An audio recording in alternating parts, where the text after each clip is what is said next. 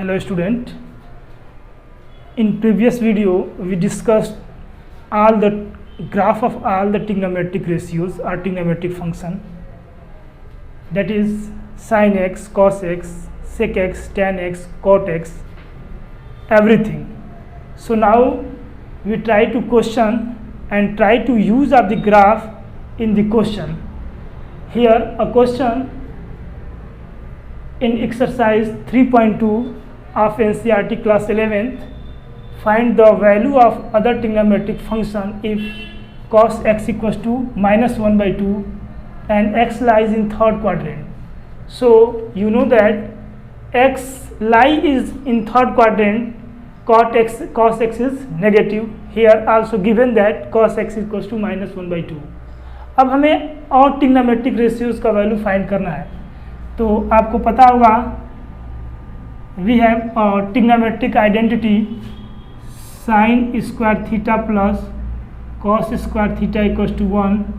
Here cos x equals to, we know that sin square x plus cos square x equals to 1. Here cos x equals to -1 by 2. This implies sin square x plus -1 by 2 equals to 1. This implies sin square x plus 1 by 4 equals to 1. This implies sin square x equals to 1 minus 1 by 4, 3 by 4. This implies sin x equals to under root 3 by 4. This is equals to plus minus under root 3 by 2. Plus minus under root 3 by 2. This implies sin x equals to plus minus under root 3 by 2. Here value of sin x is minus. This implies value of sin x can be under root 3 by 2 or minus under root 3 by 2, but your angle or x lies in third quadrant and we know that x is negative in third quadrant. So we taking negative value of sin x. This implies sin x equals to minus under root 3 by 2 only because x lies in third quadrant. Here two values occur, under root 3 by 2 and minus under root 3 by 2, but x lies in third quadrant, so sin x will be minus under root 3 by 2. And now we can write cosec x equals to 1 by sin x. This equals to minus 2 by under root 3. This equals to minus 2 by under root 3, and sec x equals to 1 by cos x equals to minus 2, and tan x equals to sin x by cos x.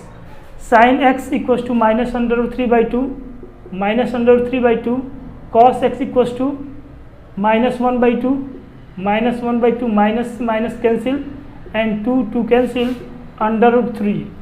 This implies tan x equals to under root 3. This implies cot x is equals to 1 by tan x equals to 1 by under root 3. This implies tan x equals to under root 3, cot x equals to 1 by under root 3, sec x minus 2, cosec x minus 2 by under root 3, and sin x equals to minus under root 3 by 2 and cos x equals to minus 1 by 2. You know that tan x and cot x is positive in third quadrant, sec x, cosec x, sin x and cos x are negative in third quadrant. Only two trigonometric ratios positive in third quadrant, tan x and cot x. Here value of tan x and cot x is also positive. This is a use of graph. अब graph का use करने से हमको ये पता चला कि देखिए tan x cot x third quadrant में पॉजिटिव होता है, तो थर्ड क्वाड्रेंट में ये पॉजिटिव आ गया. ये एक इसका एप्लीकेशन हुआ कि ग्राफ से आप इसको मेथड से तो सॉल्व किया, लेकिन ग्राफ के थ्रू आपको पता चल रहा है किस क्वाड्रेंट में कौन सा नेगेटिव है कौन सा पॉजिटिव है. अब एक क्वेश्चन हम पूछते हैं आपसे कॉम्पिटिटिव लेवल का कि इस क्वेश्चन को आप लोग नोट कर लीजिए। इसी तरह से 3.2 में हर एक क्वेश्चन दिया हुआ है, उसको आप इजीली सॉल्व कर सकते हो। अब एक क्वेश्चन पूछा जा रहा है कंपटीशन में कि देखो किस तरह से क्वेश्चन आपसे पूछ दिया गया, which of the following are true, which of the following is true? First, sin x is increasing in 0 to pi. Second option, tan x is increasing in pi to 3 pi by 2. Third, cot x is increasing in 3 pi by 2 to 2 pi. And fourth is cos x is increasing in 0 to pi. 0 to pi ये दिया गया है। अब question इस तरह से दिया गया है, आपको मेथड पता नहीं है। जब आप NCERT 12th में इंक्रीजिंग और डिक्रीजिंग चेक करने के लिए जब मेथड को पढ़ेंगे तब जाके पता चलेगा कि कैसे इंक्रीजिंग और डिक्रीजिंग चेक करते हैं। लेकिन only on the behalf of graph, sine x का जो ग्राफ होता है ये इस तरह से होता है 0 to पाई में। तो फंक्शन पाई तक तो इंक्रीजिंग है, फर्स्ट क्वाड्रेंट में इंक्रीजिंग है, लेकिन सेकेंड क्वाड्रेंट में डिक्रीजिंग है। So option is wrong here. tan x का ग्राफ जो होता है, tan x ग्राफ इस तरह से होता है। ये ऑलवेज क्या होता है, इंक्रीजिंग फंक्शन होता है। तो पूरे आर में अगर इंक्रीजिंग है, पूरे फोर्थ क्वाड्रेंट जो है उसमें इंक्रीजिंग है, तो केवल यहाँ पे थर्ड क्वाड्रेंट में इंक्रीजिंग कर रहा है। तो दिस ऑप्शन इज करेक्ट।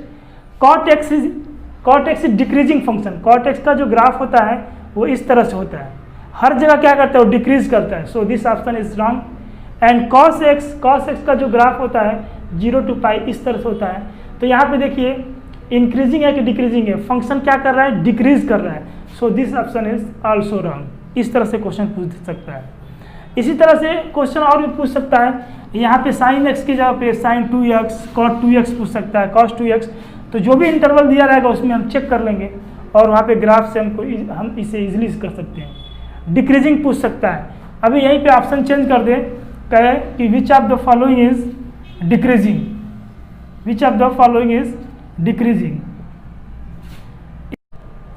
ठीक है, अब यहाँ पे कह रहा है कि साइन एक्स, अब क्वेश्चन चेंज कर दिया है, डिक्रीजिंग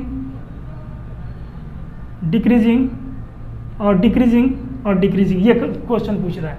तो यहाँ आप सीधे ग्राफ पे जाओ, यहाँ पे देखो साइन एक्स का ग्राफ 0 to पाई, जहाँ तक आपको आवश्यकता है वहीं बनाओ। तो देखो यहाँ तक इस क्वाड्रेंट में 0 से पाई बाई 2 में इंक्रीजिंग होता है, लेकिन पाई बाई 2 से पाई में क्या होता है, डिक्रीजिंग होता है। लेकिन फंक्शन क्या कर रहा है कि पूरे इंटरवल में डिक्रीजिंग हो रहा है, लेकिन क्या है फंक्शन पाई बाई 2 से पाई में डिक्रीजिंग हो रहा है।